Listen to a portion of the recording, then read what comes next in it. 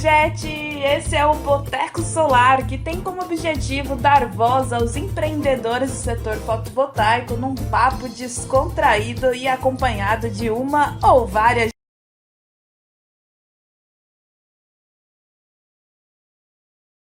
Fala, integrador! No episódio de hoje, episódio 102, eu tô aqui muito empolgada, conversando com um integrador aqui que é lá de Florianópolis, terra que eu adoro, pertinho ali de Florianópolis, Palhoça, é o Gabriel da Lon Energia. Gabriel, seja muito bem-vindo aqui no podcast, é um prazer te receber, viu?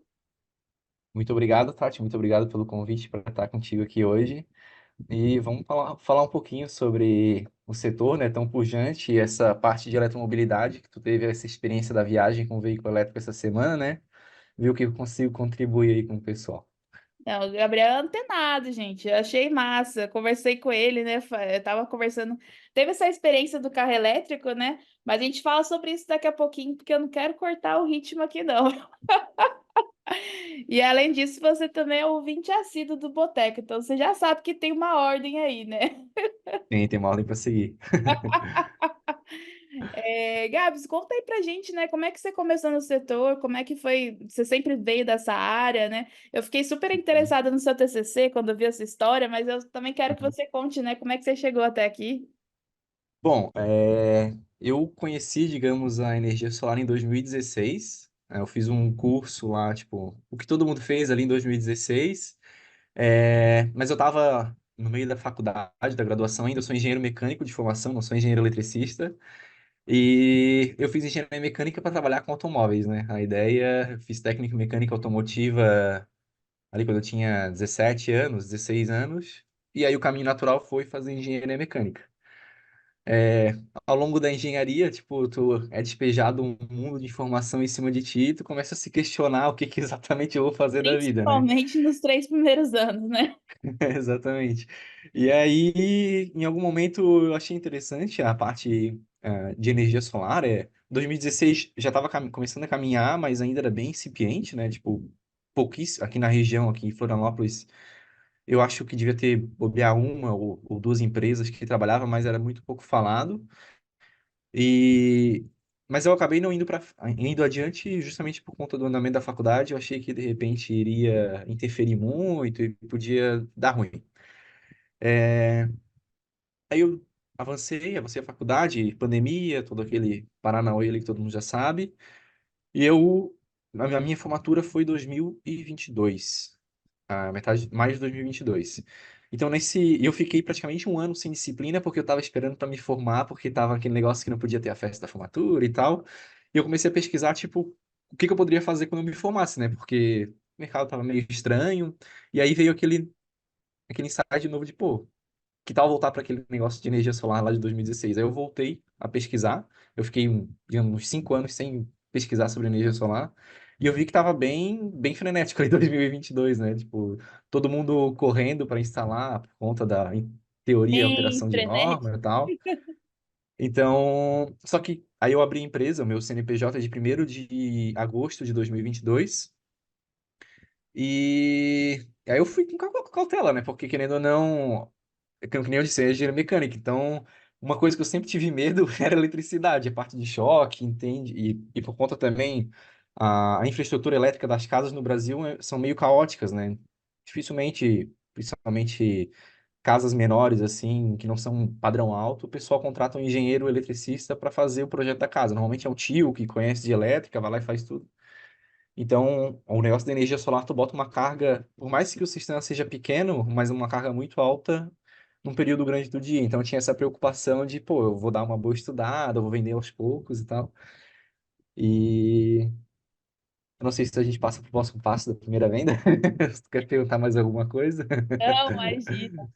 O legal dessa trajetória, né, é que assim, aqui no podcast a gente vê que cada um começa de um jeito, né? Cada um começa de algum mercado e a gente teve várias histórias aqui legais.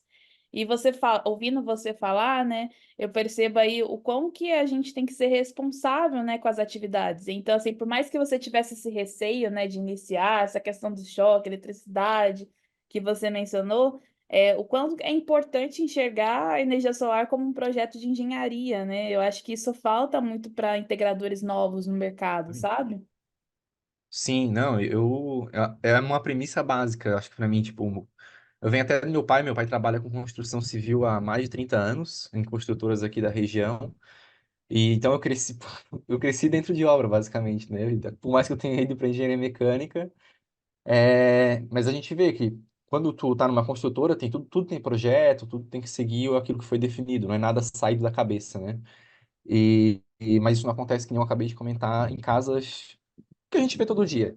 Então, essa foi uma preocupação minha quando eu criei a empresa, tipo, que eu ia esbarrar nisso, entende? Então, de alguma forma, eu teria que identificar esse problema se eu fosse fazer essa venda para o cliente, e antes de instalar o projeto, fazer a alteração, né? Ou solicitar para o cliente que fizesse a alteração para que aí sim eu entrasse com o projeto. E aí tem uma história que o primeiro projeto que eu vendi pegou fogo no, no quadro do cliente. Por quê? Porque o cliente tinha um cabo que a bitola em si, ela estava dentro da norma, só que era um cabo de alumínio passando dentro da casa, que foi o cabo que a gente fez a conexão do sistema. E a gente não identificou isso no momento da vistoria técnica. A gente só conferiu a bitola do cabo, passava ali no parâmetro técnico. Aí quando pegou fogo a gente viu, pô, o cabo é de alumínio, por isso que a condutividade elétrica era diferente em relação ao o cabo de cobre, né? Então, graças a Deus só pegou fogo ali no quadro elétrico, mas, pô, o primeiro projeto já deu aquele cagaço Pra de, dar porra, aquele. o meu maior medo aconteceu logo no primeiro projeto, entende? Nossa, cara. Então, ali já mostrou também, é uma responsabilidade muito grande, pega fogo, literalmente, e ali, graças a Deus, o fogo foi controlado, ficou somente no quadro, mas era uma casa de madeira, inclusive, e Meu podia Deus. ter se alastrado rapidinho a casa inteira, então, assim, a gente vê muita coisa estranha todo dia aí, visitando, instalações prontas, muito cabo aparente, conexão feita de qualquer jeito. E eu entendo também, por exemplo, a gente está entrando, às vezes, no único patrimônio daquele cliente, né? Normalmente é a casa e ele tem um carro, então eu não posso pegar e botar qualquer coisa na casa dele que talvez bota a perder aquilo que ele tem e a família dele fique completamente desamparada, né? Então eu tento sempre, quando eu for fazer a venda, tipo, eu procuro trabalhar com produtos topo de linha no mercado. É um pouco mais difícil a venda, porque tu acaba também, o preço destoa, às vezes, em relação aos outros concorrentes, mas a gente tenta vender as características que são diferencial do produto, né? Mas, sem dúvida, a ideia é nunca fazer de qualquer jeito, né? Porque a nossa venda ela não termina quando o sistema está instalado, né? Eu acho que quando o sistema está instalado, o nosso relacionamento com o cliente só começou. E muitas vezes a gente vê acontecer que fez a troca do relógio para o cliente, é como se tivesse acabado o relacionamento com o cliente, né? Então, isso é muito complicado, acaba denegrindo, de certa forma, o mercado, porque um cliente acaba falando para o outro. E e depois, para passar por cima dessa rejeição, dessa objeção, é muito mais trabalhoso, né? Porque tu tem que provar que não é bem aquilo e é complicado. É bastante complicado. Não, é muito complicado. E além do mais, assim, acontecer tudo isso na primeira venda, né? Por mais que você faça cursos, né? Se capacite igual você fez, de instalação, para você iniciar. Como é que você faz, né, para identificar que o cabo é de alumínio? Ali nessa situação, né? Tem situação que exige um pouco mais de experiência, um pouco mais de vivência mesmo, né? E aí você vê assim na sua fala, assim, né, poxa, eu tava ali fazendo tudo certinho, né? Mas aconteceu. Esse fato, né? E logo na primeira venda. Como é que foi para você, assim, incorporar esse aprendizado, sabe? Porque justamente, né, foi o que você falou, era o que você tinha mais medo e de fato aconteceu. E eu tô puxando isso porque, assim, de certa forma, eu acho que é muito importante isso que você está fazendo, né? De trazer essa informação aqui no podcast, porque às vezes tem algum integrador novo que está ouvindo, né? E que ele pode acabar aprendendo com você também sobre esse momento que você vivenciou. Bom, a partir disso, daí tu começa a incorporar a parte de processo, né? Então, aí tu vai desenvolvendo checklist do que tu tem que conferir na instalação do cliente, a própria conversa com o cliente, né? Então, por exemplo, a partir disso, todo cliente eu perguntava qual era o material do padrão, do cabo de entrada dele. E aí, em cima disso, não, beleza, tá ok, mesmo. Porque é muito comum, né? Tu fazer entrada de alumínio por conta de furto, né? Mas naquele cliente, o cabo de alumínio estava dentro da residência e é proibido por norma, cabo de alumínio dentro da residência, né? Mas como eu disse, normalmente casa não segue muita norma. É o que tu consegue, bota na casa para funcionar, ligou o disjuntor, tá funcionando, vai pro próximo, né? Então tu começa a incorporar alguns tipos de processo para tentar driblar esse tipo de acontecimento, né? Obviamente, passado isso, tu pode acabar caindo em outras situações, ou mesmo no mesmo problema, mesmo que tu faça ali um checklist perfeito, o próprio cabo pode estar com algum tipo de problema, ou na hora da instalação, a fixação, o O crimpamento processo ajuda a ficou com algum tipo mitigar, de né? folga. Exatamente, é. Mas a ideia é, tu fala bastante, né? Processo, né? Então, criar processos que tu, não necessariamente 100% dos casos tu vai evitar, mas que tu vai minimizar ao máximo a ocorrência desse tipo de acontecimento. E, e aquela coisa, né? Tem, não tem como tu driblar. Eu vou fazer todos os cursos do mundo e isso vai me dar a bagagem ideal para mim começar. E eu vou te dizer que eu sou um exemplo de, às vezes, até errar nesse ponto. Às vezes eu tento, por exemplo, agora falando muito de Mercado Livre, tipo, eu fico com receio de entrar nisso, porque aí tu muda a escada, né? Tu sai, às vezes, ali da conta de 1.000, 2.000 reais e tu pula para um negócio muito mais alto, entende? Errar com um cliente de 2.000 é uma coisa, errar com um cliente que paga 50.000 é uma coisa completamente diferente. Então, eu mesmo, eu tenho esse receio às vezes de, pô, será que eu tô preparado o suficiente para começar? Entende? Mas eu sei que, tipo, é importante às vezes, mesmo que tu não esteja na tua concepção 100% preparado, tu começar, porque a prática lá no campo, ela vai te dar alguns ensinamentos que o teu ensinamento, que tu aprender aqui com pessoas que especialistas no setor, elas não conseguem te passar aquele feeling de campo, né? Então, Sim, com certeza. E até esse medo, né, esse receio que você traz assim sobre o Mercado Livre, eu vejo que isso é muito real e natural até, né? Pensando assim em empreendedorismo, né, quando a gente vai entrar em algo novo, um negócio novo, a gente fica com esse receio. E por isso até que eu destaco assim a importância de você se associar com bons parceiros ou você escolha bons mentores, né, para auxiliar nessa jornada, porque de fato é um mercado diferente, né? E a gente fala assim, por mais que vai ampliar o leque de opções, né, dentro da empresa, ela deve sim ser muito avaliada, né? Poxa, como é que eu encaixo esse novo negócio aqui na minha empresa, né? Quais são os riscos, quais são as facilidades? Então, é um exercício, vamos dizer assim, que é muito importante de ser feito também, né? sim. É, não pode cair naquele do mesmo espectro que acontece com um pouco com a energia solar, né? De, vamos fazer de qualquer jeito ali, a toque de caixa, faz a venda de qualquer forma.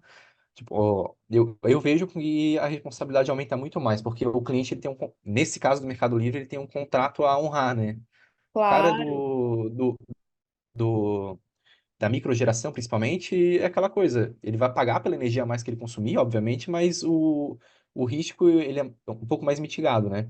Quando a gente passa ali, pô, demanda contratada, todo aquele negócio, tu começa a pagar multa em cima de demanda que tu não contratou, é um pouco mais embaixo o buraco, entende?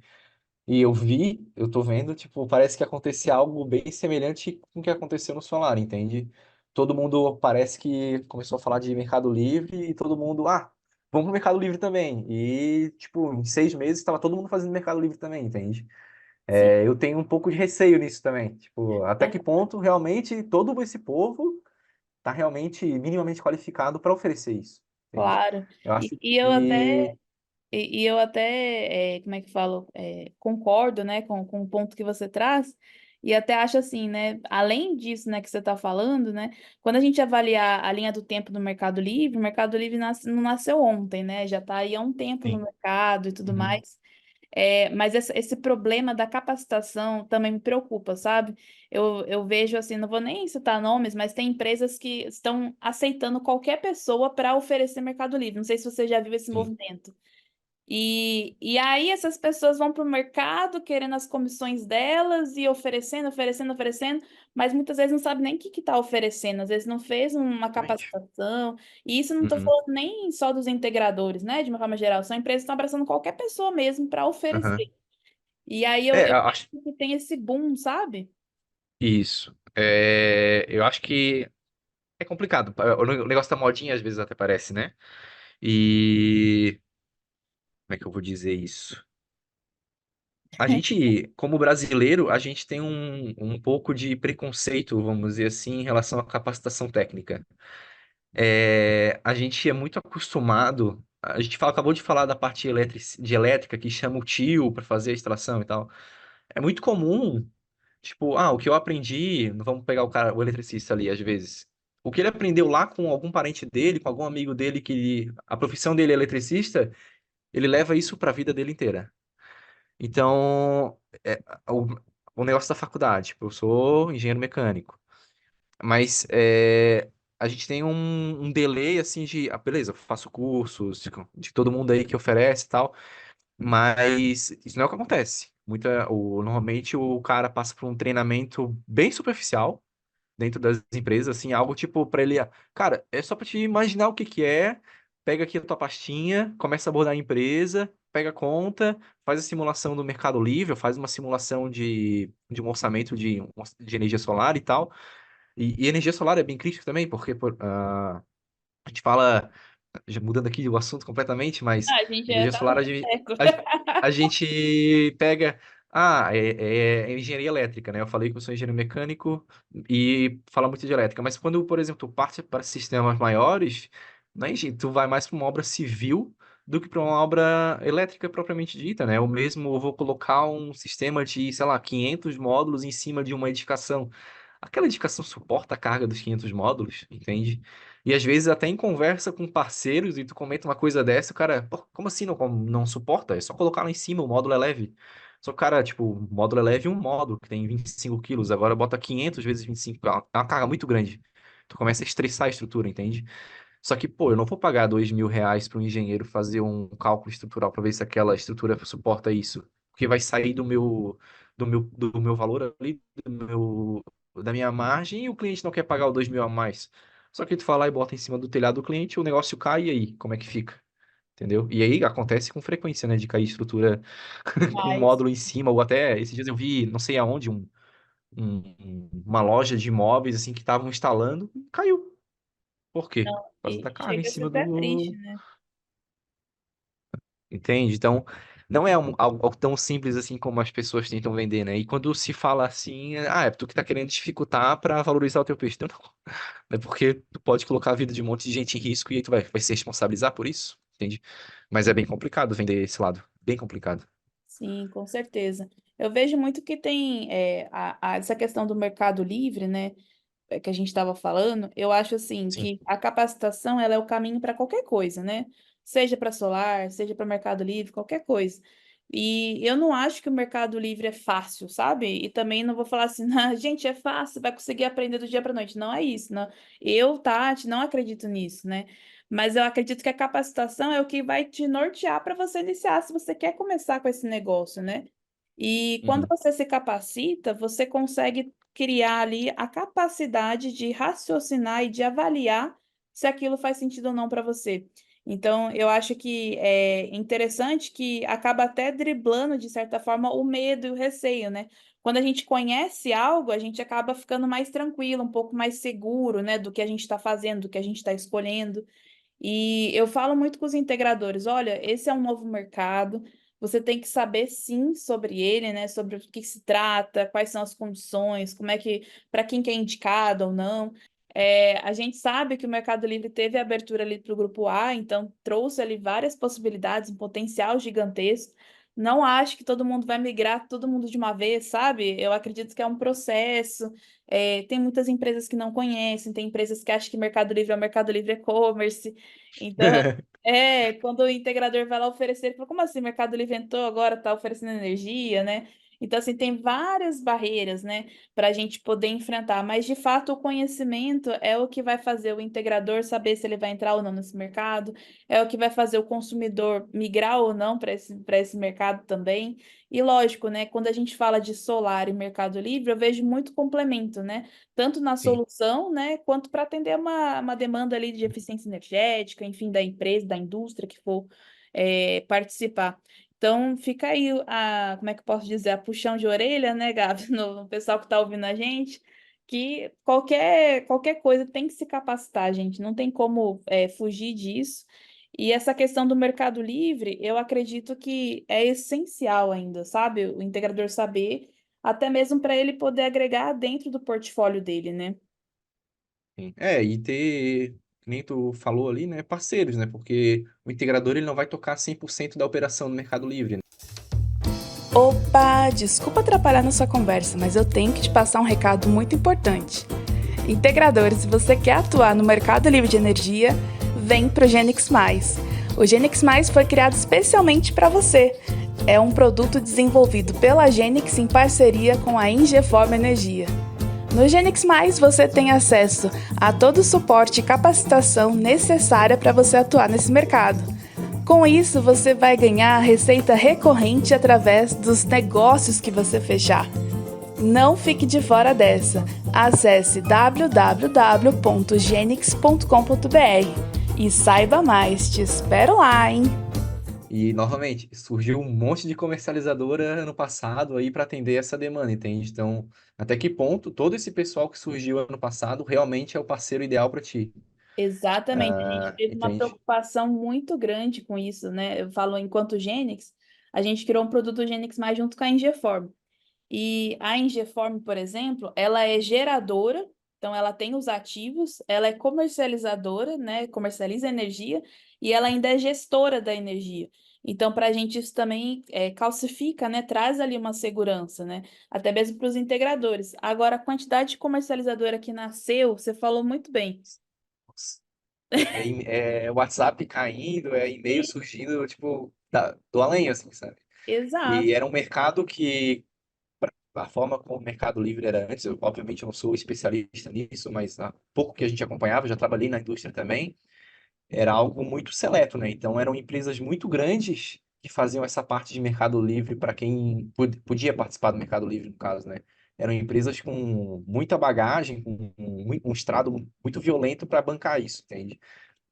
E aí surgiu, nossa, do nada, várias comercializadoras e aqui é o melhor e comissões absurdas, assim, que começa a fazer o cálculo. Descontos para o Isso, cliente absurdos também. isso não. Tipo assim, todo mundo é empresário, tipo, tem lá a função social do empresariado, mas, assim, é quase que hipocrisia você falar que a sua missão, a sua visão ali, como ser empresário, é lucro, entende? Então tu começa a ver muita benevolência, de descontos absurdos, de comissões absurdas. Eu acho que o negócio não para de pé, entende? Então a gente tem que ser, como falam aqui em Florianópolis, ladino o suficiente para, quando a gente recebe uma oferta dessa, a gente não acreditar de primeira e realmente pesquisar para ver se é realmente aquilo, ter uma reunião, de repente, presencial, para ver se o pessoal é realmente aquilo mesmo que eles estão querendo se vender, é, falar com clientes, porque surgiram as comercializadoras e do nada as mesmas comercializadoras já têm uma centena de clientes no portfólio, entende? Então, é aquela coisa, o papel aceita tudo, mas vamos ver na realidade o que, que realmente é, né? Porque, novamente, aí tu vai lá, traz um cara gigante pro Mercado Livre e essa comercializadora que te vendeu ali o mundo não honra um compromisso com o cara e tu é a ponta, o cara vai vir em cima de ti, entende? E aí, tu vai bancar? Opa, peraí, desculpa atrapalhar nossa conversa, mas deixa eu chamar a Tatizão para trazer mais uma. Tatizão, traz mais uma gelada pra gente, por favor. Opa, aí sim! Essa é por conta da nossa parceira Genix, que além de fazer a curadoria dos melhores equipamentos, tem o ecossistema mais completo do mercado solar, com todas as soluções que o integrador precisa. Acesse www.genix.com.br. Eu vou soletrar para facilitar aí para você, hein? GENYX.com.br e saiba mais. Genix, energia solar que você pode confiar. E, Gabs, nesse contexto todo que a gente está falando aqui, né, de solar, Mercado Livre, né, praticamente a gente acaba citando, assim, negócios emergentes, né? Olha, integrador, você trabalha ali com energia solar, mas tem outros negócios pulverizando em volta que são associados ao setor elétrico. Como é que a gente pode conduzir isso? E um deles é o de mobilidade elétrica, né? Esses dias eu estava viajando, né? E aí eu fui fazendo essa jornada nos stories, documentando. Quem não viu, tá lá nos destaques também do meu perfil. Tatiane Carolina Solar. E você fez um comentário que eu achei muito interessante, né? Você estava, acho que não é nem comentário, né? Você estava criticando a infraestrutura que a gente tem hoje. E aí a gente começou a conversar. Eu queria que você falasse um pouquinho, né, sobre a sua visão, até para o pessoal aqui que não viu, né, a questão da viagem, né? O que que você pensa sobre isso, aproveitando que o seu próprio TCC foi sobre isso também, né? Eu acho que, tipo, o veículo elétrico, ele é um caminho sem volta, mas ele é um caminho sem volta que não vai a, tipo, 100% de todos os veículos ser elétricos. Isso aí é uma utopia, né? Na minha visão, né? Obviamente.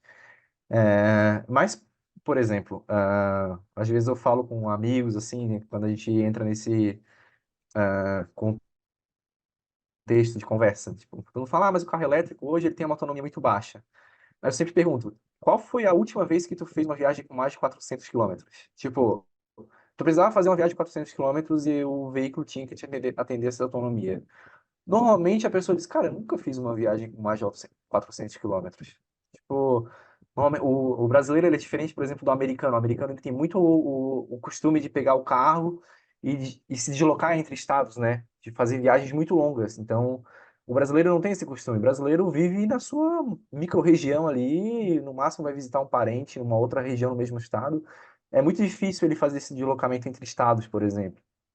Então, o carro elétrico ele atende, querendo ou não, a maior parte dos brasileiros. Aí, obviamente, por que que o cara vai trocar o carro a combustão pelo veículo elétrico? É custo, não é meio ambiente, não é isso. De alguma forma, aquilo vai ter que fazer diferença na ponta do lápis para ele. E a gente está começando a ver veículos que estão começando a fazer sentido. Tu andou com o Dolphin, né? Se não me engano, na viagem. Eu acho que era no Dolphin, né? E então são carros que começam a trazer um custo-benefício relevante. Por exemplo, acho que a BYD, é uma marca de carro que eu não posso falar, tá para Relaxa, lançar tá um forte. tá para lançar um veículo a 99 mil reais. Hoje, se tu for ver, a maior parte dos veículos a combustão partem disso. Então tu começa a ter uma disputa, não, mas o carro elétrico ele é mais caro. Cara, tá praticamente elas por elas, entende? E aí, obviamente, vai do ponto de uso do consumidor, né? Tem um consumidor que realmente precisa de longa distância. E tem o híbrido para atender ele, que também é uma belíssima solução. Tem híbrido que consegue fazer 1.000 quilômetros de autonomia. É algo absurdo, É né? absurdo. Entende? Então, tem essa solução também para atender ele. É o motor a combustão apoiado pelo motor elétrico. Alguns não são nem plug-in, né? Já faz ali a própria regeneração. Mas ali, quando tu comentou do meu TCC, aí eu fiz o meu TCC, ele foi baseado em veículos urbanos de carga, né? Aqueles caminhões que fazem... Foi baseado até num projeto da Ambev, em que eles fizeram uma comparação com aquele e-Delivery da Volkswagen, eles compraram um lote de veículos da e-Delivery e fizeram uma comparação em relação a um veículo proporcional a esse e-Delivery para ver se o custo batia, né? Mas aí o meu TCC ele foi mais para o lado de, digamos, infraestrutura energética, né? Porque a gente tem um problema de, por exemplo, se eu chegar com 20 caminhões para carregar ao mesmo tempo, eu tenho um problema de demanda de energia, né? Então, e aí vem que não é só o veículo, eu tenho que adaptar toda a infraestrutura, seja da empresa, seja da cidade, seja de um condomínio, para atender também a esses veículos, né? A gente vê muito problema agora acontecendo de condomínios residenciais, né? O condomínio quer o veículo elétrico, só que dentro do condomínio tem que fazer um monte de reunião para ver se vão permitir e se vai permitir quem é que vai bancar essa obra, porque, novamente, um condômino ter o carro elétrico, dois condôminos, beleza, a demanda do condomínio já, ok. Tá ok. Agora, se vinte condôminos tiver um carro elétrico e chegar ali 6 horas da tarde e colocar para carregar, e aí? A demanda vai para onde, entende? Então, e aí no TCC eu vi, tipo, que era absurdo, tipo, se a gente realmente fosse substituir, eu fiz três graduações, né? Três perspectivas, uma substituição de 25% dos veículos urbanos de carga por veículos elétricos, 70% e 100%. Eu acho que foram esses valores percentuais. E mesmo no valor de, se eu substituir 25% desses veículos urbanos de carga, a gente já teria um problema de demanda razoável, entende? Isso que eu estava falando de caminhões, entende? Então, eu acho que é algo bem. Cara, todo dia que a gente anda aqui em Florianópolis, a gente já vê esses caminhõezinhos elétricos. Então, isso já é algo que. São Paulo, às vezes que eu vou para São Paulo, praticamente os de entrega dentro da cidade de São Paulo, boa parte já é elétrico, entende? E a gente tá. está começando a ter que lidar com isso e talvez a gente não está preparado. Porque, por exemplo, ah, teve algumas marcas que elas investiram em pontos de recarga nas estradas, e agora, por exemplo, com a vinda da BYD, as vendas tipo, explodiram razoavelmente, né? Então, eu acho que essa, por exemplo, a BYD, ela de certa forma deveria vir a bancar um pouco de infraestrutura para comportar essa demanda que ela implementou no mercado com a venda dos carros dela. Mas a gente também tem que saber que, por exemplo, tu usou alguns pontos de recarga pago, né? Sim, Tipo, muita gente, eu vejo isso como um absurdo, ela pensa em comprar o veículo elétrico para usar os locais de recarga gratuito. Cara, não faz sentido. Porque ninguém vai gastar 100, 150 mil reais numa infraestrutura para carregamento de veículo elétrico para te dar energia. O cara quer monetizar em cima disso. Então, e ninguém vai se sentir estimulado a investir esse tanto dinheiro se ele não puder monetizar em cima disso, né? é lógico. E eu não sei como é que tá essa parte jurídica aí, né? Porque somente as concessionárias podem vender energia. Ou somente elas poderiam, né? E aí tinha esse imbróglio aí em cima da monetização da recarga do veículo, né? Se o estabelecimento quisesse pagar. Tem até um colega de faculdade que eles são proprietários daquela WeCharge, se eu não me engano, é o WeCharge, que é o aplicativo para recarregamento, né? É um colega de faculdade. E aí eu conversei uma vez com eles, deu, cara, como é que vocês fazem para fazer a monetização disso? Porque não pode vender energia. Daí eles falaram que como é que eles bularam, que foi vendendo um minuto, né? E aí, um minuto na vaga, no caso, né? Cobra em vez de o quilowatt, Quilowatt, tu cobra um minuto na cobra um vaga, que minuto. daí faz a correlação ali. Então, tipo assim, tem que. Quem investir nisso vai querer lucrar, e, cara, é mercado, ninguém é ONG pra ficar dando coisa de graça. E aquela coisa, se tu não quer gastar, bota um ponto de recarga na sua casa, contrate uma empresa especializada em fazer essa instalação e recarga e coloca um sistema de energia solar para gerar sua energia. Que é o ponto, eu vejo, no caso do veículo elétrico, o ponto ótimo. Eu tive um cliente em que ele já tinha um veículo elétrico, ele é professor do Instituto Federal aqui em Santa Catarina, de engenharia elétrica e tal. Aí ele entrou em contato comigo, foi via tráfego pago. Aí quando eu fui na casa dele, daí eu, cara, mas tu tem um carro elétrico e tu não tem um carregador ainda? Ah, não Aí tem. ele, é porque é que eu carrego lá no instituto e tal. Aí a gente, aí eu vendi pra ele uma solução de uma marca que ele já tem o carregador integrado, tudo, energia solar e já o carregador tudo integrado. Então, esse mercado tá começando a acontecer, né? Mas até o ponto do comentário que eu fiz contigo foi em relação a discussões, assim, né, na hora da recarga, né? Muita gente vê ali, aí é uma questão ética. Vaga veículos elétricos. Aí o cara acha que pelo fato do veículo dele ser elétrico, ele pode estacionar lá sem botar para carregar. E não, é uma vaga para veículo elétrico em recarga, né? Então, é uma mudança de ambiente que a gente vai ter que se adaptar, mas que eu acho que logo, logo vai ter que entrar no ritmo pessoal que não é de graça, né? Tipo, vai ter que pagar igual um posto de combustível, talvez saia mais barato, mas não vai ser a energia de graça, o pessoal bancando aí, vai todo mundo pagar, até para o sistema funcionar, porque senão tem aquela teoria das janelas quebradas, né? Senão daqui a pouco tu começa, tem a infraestrutura ali para carregamento, mas como o cara não ganha nada em cima, não é prioridade dele dar manutenção, por exemplo. Aí tu vai chegar ali no plug share, vai ver o ponto de recarga, tu vai até lá, de repente, no limite do teu carro vai ficar sem energia, e não tá funcionando. Entende? Então eu acho que é uma questão de conscientização geral, principalmente do público. E foi por um período de graça a energia, mas para testar, para fazer a introdução da tecnologia, e agora vai ser cobrado como em qualquer mercado.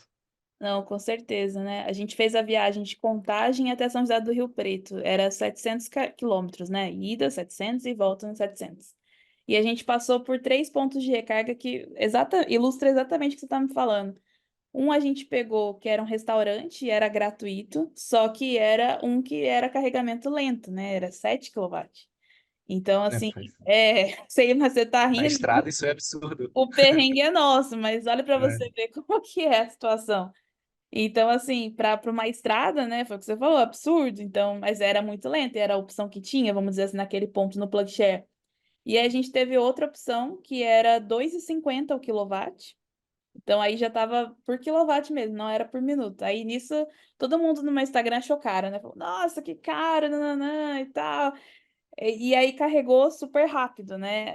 Eu não lembro, mas parecia quase uma bomba de combustível. Eu cheguei a colocar no stories, parecia literalmente uma bomba de combustível. E aí teve um terceiro que cobrava R$ 1 por minuto. Então, ele trouxe essa questão do tempo, né? Mas você vê assim, literalmente, né? Eu chamo até. A gente teve um episódio junto com o João da Nansen, né? A Nansen é um fabricante de carregador elétrico, de carregador veicular, né? E aí ele trouxe o termo recarga de oportunidade, né? Então, assim, a pessoa para, vai recarregar o carro e ali ela tem uma oportunidade de uma conveniência, por exemplo, né? De trazer. Então, no caso do restaurante, a pessoa deixa o carro carregando, é gratuito e é do interesse do restaurante que a pessoa fique mais tempo lá consumindo, esperando o carro recarregar. Mas para talvez ali para um posto de conveniência, né? Tem que ser mais rápido a recarga. Então, assim, qual que é a oportunidade que você quer ocasionar junto com esse carregamento, sabe? Eu acho que vai de, vamos dizer, empreendimento para empreendimento, né? No caso de um beira de estrada, vamos dizer assim, não tem como fugir de ser recarga rápida. Porque ninguém vai, por exemplo, falou do carregador de 7 kW, cara, isso é para uma casa. Não tem o que fazer. Tu vai chegar em casa à noite, vai botar teu carro para carregar ali, Carrega a noite e toda. todo dia tu vai fazer isso, entende? Então tu não tem pressa de a recarga finalizar. Na estrada não tem como fugir de serem carregadores rápidos, 50, 100 kW por hora, pelo menos, né? Porque, realmente, tipo, eu de vez em quando eu vou a São Paulo e quando a passagem está muito cara, vou de carro mesmo, dá 700 quilômetros. E aí eu tento ir, tipo, praticamente numa pernada. Dou uma parada no posto só para ir no banheiro, uma conveniência, coisa rápida. Mas, entende? Então, vamos supor que eu tivesse de veículo elétrico. Tu falou, se eu não me engano, no Story que deu um incremento de 3 horas na viagem por conta da recarga, né? Se eu não me engano. Exato. Então, tipo assim, eu vejo como tu tem que parar. Então, numa conveniência, tu leva normalmente 30, 40 minutos para ir ali tomar um café, ir no banheiro, fazer E, necessidade. e além disso, às vezes E- você pode chegar e ter carro carregando. exatamente, Tem que esperar exatamente. ainda o carro carregar para Aham. você carregar o seu. Por isso que, por exemplo, tem que viabilizar que seja realmente uma oportunidade de negócio para quem queira investir nisso, né? Porque hoje, normalmente, tu tem duas, três tomadas de carregamento e milhares de carros passando na rodovia, entende? Então vai ter que chegar no ponto que tem 20, 30 tomadas de carregamento. Só que para fazer isso, vamos pegar no caso de um posto, né? Que vai ter que fazer um investimento milionário, basicamente. E ele vai querer ver de alguma forma esse valor entrando na conta dele, né? E vai cobrar 2,50, R$ 3 em cima do quilowatt, porque ele não está vendendo energia, ele está vendendo o que tu vai utilizar para fazer o teu deslocamento. Assim como tu paga hoje R$ 6 no litro de combustível. É isso aí, entende? Com certeza. Muito massa a sua visão, Gabs. Eu não tinha pensado nessa questão do condomínio, por exemplo. Não sei se os integradores que estão ouvindo a gente também, né, se atentaram, né, a esses tipos de problema, mas durante a viagem até eu vi vários problemas também nesse sentido, e problemas que eu falo assim, problemas de infraestrutura, né? Acho que a gente está ali nesse começo, realmente é difícil, né, de você estar ali galgando. Teve alguns lugares, né, que quando a gente parou o carro, as pessoas vieram perguntar sobre o carro. Então, assim, gera aquela criatividade, olha, gera aquela curiosidade, né, sobre como que funciona. Nossa, realmente não abastece com gasolina e tudo mais, dá choque, né? Então, assim, as dúvidas do público são várias do consumidor ali. Então, eu acho que a gente está fazendo parte ali, literalmente, é a revolução energética em curso, sabe? É o Mercado Livre, é o carro elétrico, é energia solar, é energia por assinatura, né? Que não deixa de ser uma forma da pessoa ter acesso à energia limpa, renovável. Então, assim, eu acho que a gente está nesse curso, sabe, dessa revolução energética. Sim, não tenha dúvida. E aqui as coisas acabam acontecendo um pouco depois do resto do mundo, né? Esse ano eu vi que aconteceram alguns problemas ali nos Estados Unidos, principalmente por conta de deu um inverno muito frio lá, e aí carros perdem. Daí tem a temperatura ali da bateria, que ela faz a drenagem mais rápida quando tá frio e tal. Mas a gente, basicamente, a gente não tem esse problema no Brasil. O Brasil, ele é tropical, é quente a maior parte do ano. Aqui no sul, ele tem um pouquinho de frio no inverno, então, ok. Mas as coisas chegam bem depois aqui, né? E na parte do veículo elétrico, talvez tenha um benefício de chegar aqui bem depois, porque a parte de autonomia, os veículos elétricos hoje já estão todos a partir praticamente de 400 quilômetros. Então, é o que um carro básico oferece quando é abastecido, o tanque 100% abastecido, 400, 500 quilômetros.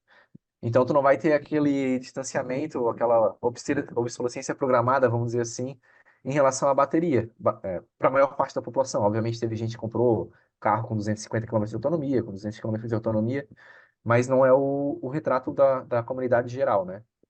Mas eu acredito que com o passar dos tempos, por exemplo, shopping aqui em Florianópolis, tu vai no shopping, antigamente tu via carros de luxo a combustão sendo expostos, né? Agora tu vê somente veículos elétricos. É muito Verdade, engraçado, né? As verdade. marcas, as concessionárias que tem aqui na região, elas não estão mostrando mais, tipo, as BMWs, né? São pouquíssimas.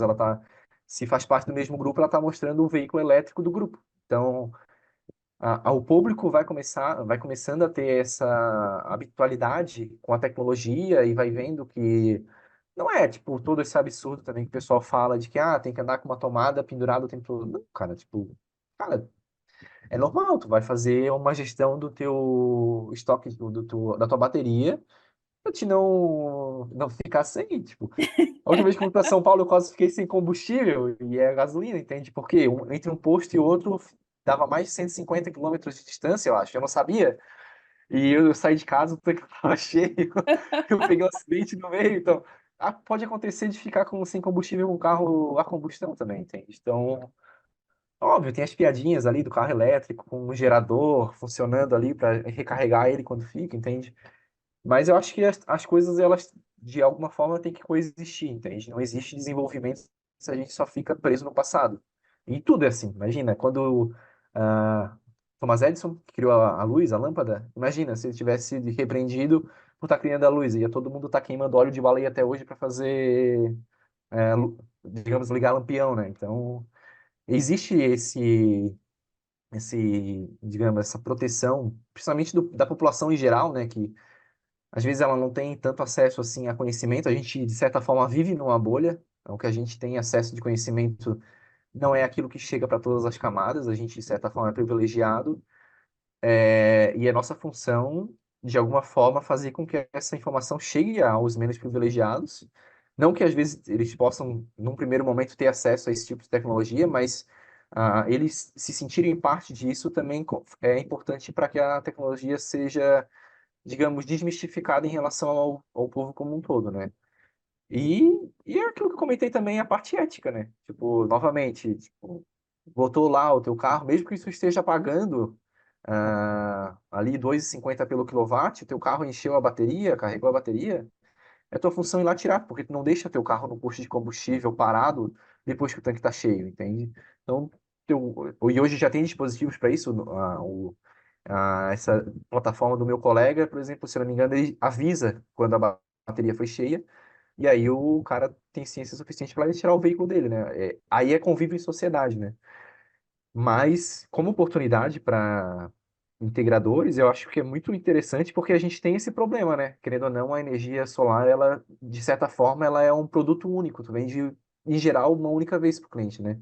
Obviamente, às vezes tem um retrofit, um cliente compra um outro imóvel e precisa gerar um pouco mais de energia, mas então é a tua oportunidade para numa oportunidade para que caso o teu cliente compre um veículo elétrico ou no estabelecimento dele ele queira dispor disso para os clientes dele, tu faça ali digamos, um upsell, né? Por mais que não seja na mesma venda, mas possa vender mais uma vez para esse mesmo cliente. E, e uma oportunidade também de pós-venda, de uma manutenção do sistema que já está instalado. Eu acredito que tem muita coisa para fazer. Até mesmo energia solar, tem muita coisa para fazer ainda, né? A gente viveu uma baixa no ano passado, esse ano parece estar começando a querer melhorar um pouco, mas eu acho que aqui no Sul eu vejo dessa forma, a gente teve muito, na minha opinião, a dor de cotovelo, porque o candidato eleito não foi o que o Estado aqui, digamos assim, votou em Querido. massa, né? Então ficou todo mundo meio que naquela retaguarda de, pô, não sei, eu vou esperar para ver o que vai acontecer. Então, muita gente com recusa de crédito, tipo, clientes meus que, tipo, o cara tem muita condição, só que, cara, Não ele faz tudo por aprovava. trás dos panos ali e não aprova, entende? Então, eu acho que esse ano a gente começa por mais que eu não tenha passado, né? Quando eu criei a empresa já estava no boom ali de 2022, mas eu acho que tem tudo para a partir desse ano a gente.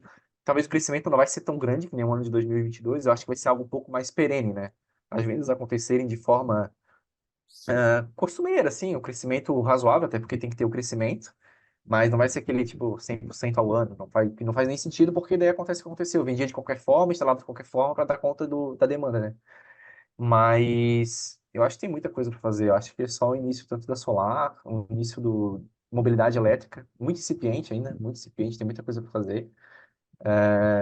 E outras coisas, Mercado Livre, parte de eficiência energética, é muito pouco explorado, eficiência energética. A gente vê muitas empresas utilizando motores muito antigos, e que às vezes só pela troca desse motor, a economia de energia que tu vai ter, tu já se paga, tipo, de repente, em 2, 3 anos, o investimento que tu fez naquela troca de motor, entende? Só que daí é nossa função ver formas de como que eu vou mostrar para o meu cliente que isso é relevante. Porque o cliente, no caso de uma fábrica antiga, o motor está funcionando, não dá manutenção para ele e ele não se coça para trocar, né? Sim, Mas ali é algo que treina muita energia, muita energia. Os motores muito antigos aí, a maior parte da indústria que a gente tem acesso usa um maquinário muito antigo, até porque é muito caro, né? O maquinário no Brasil é muito caro e as empresas, elas seguram muito o investimento porque eu não sei o que vai acontecer. Então, por meio de cálculos, é nossa função mostrar que, de repente, esse investimento que ele vai fazer, ele vai ter um retorno, às vezes, mais rápido até que investir em energia solar. Então, queimando aqui energia solar, né? Mas, às vezes, a gente chega, por exemplo, a serraria. Cara, a serraria é só equipamento antigo, é só coisa antiga.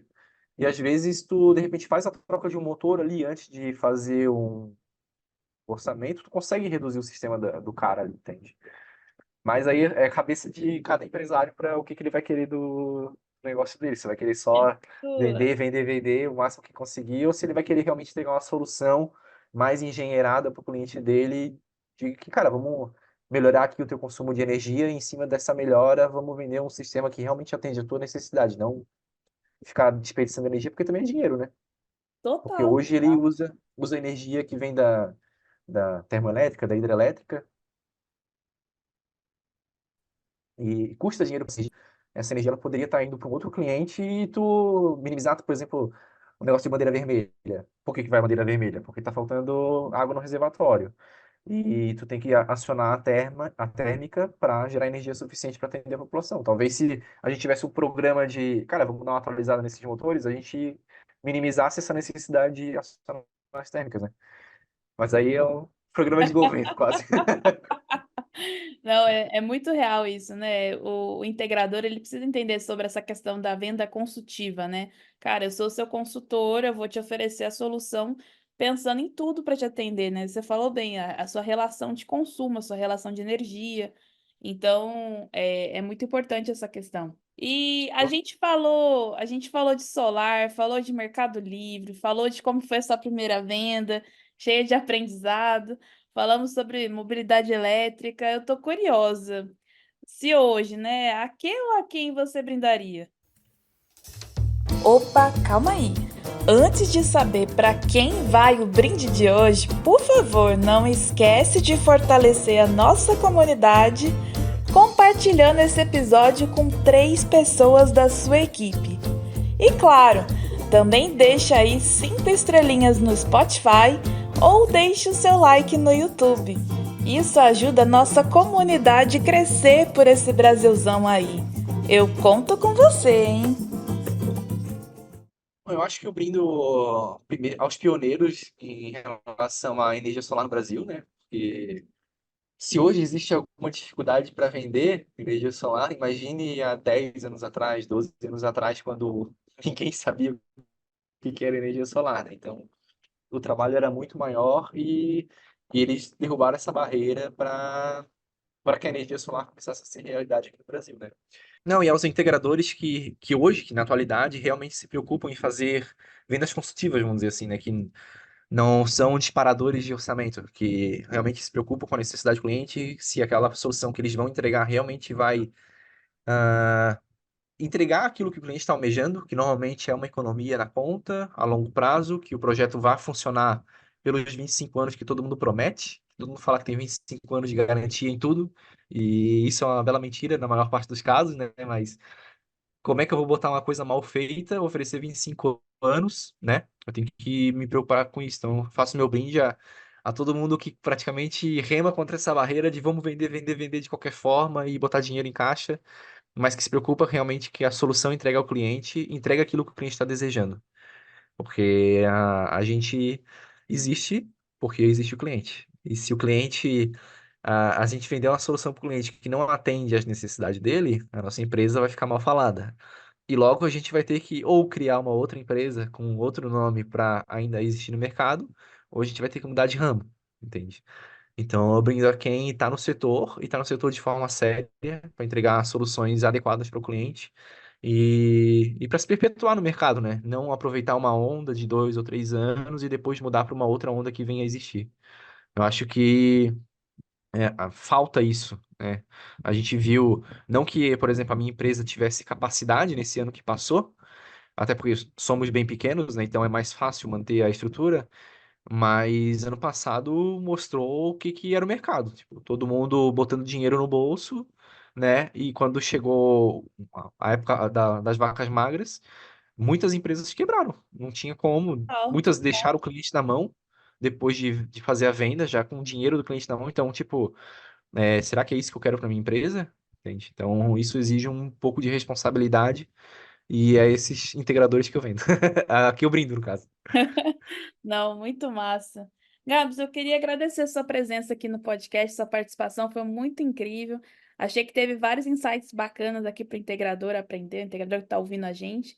E também foi muito bom conhecer a sua visão, vamos dizer assim, mais ampliada, né, sobre essa parte de mobilidade elétrica. Então, assim, eu queria te agradecer e parabenizar aí pela sua trajetória, viu? Eu agradeço o convite, Tati. Foi bem legal, confesso que eu não esperava. Foi algo. Mas eu acho interessante, pô.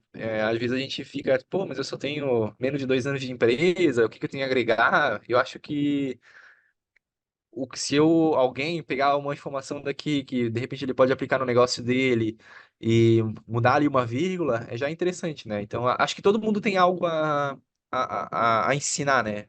Claro. Não com ego, mas de compartilhar. Eu tenho muitos amigos, tipo, eu acho que que esse é o legal do setor. Eu tento filtrar, mas tem muitos colegas aqui na região mesmo, integradores, a gente troca bastante figurinha, que em teoria é concorrente, mas, cara, quando a gente vê que tem um concorrente que quer entregar a mesma solução que a gente, com a mesma qualidade, eu acho que a gente tem que se aliar a essas pessoas.